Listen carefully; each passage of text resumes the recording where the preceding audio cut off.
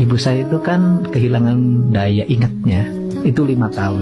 Terus ketika usia saya 22 tahun, ibu saya udah kehilangan daya ingat.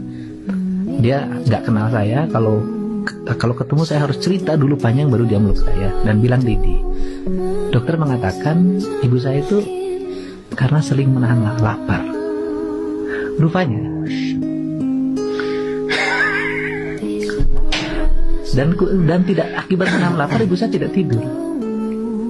And that's a fact to be. Iya, dia malam tuh tidak tidur, dia beresin kamar, beresin rumah buat anak-anaknya, nyiapin lagi jam 4 pagi buat makan anak-anaknya kan harus ada yang sekolah. Nah, pasti semua anak-anaknya sekolah jadi sarjana.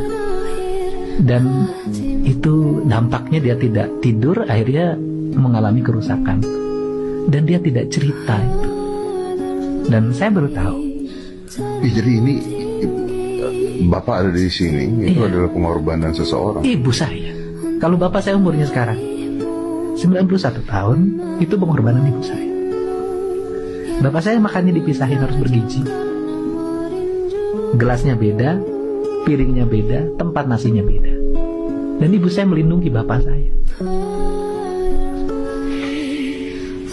Dan punya anak 9, anaknya sekolah. Tak ada satu jengkal tanah pun kami yang terjual. Ibu saya tidak pernah jajan di warung. Kalau dia belanja ke warung, dia beli kebutuhan untuk anak-anaknya. Dan kadang kalau dia pergi ke warung sembunyi, karena takut anaknya ikut. Kalau anaknya ikut, nanti terganggu regulasi belanjanya.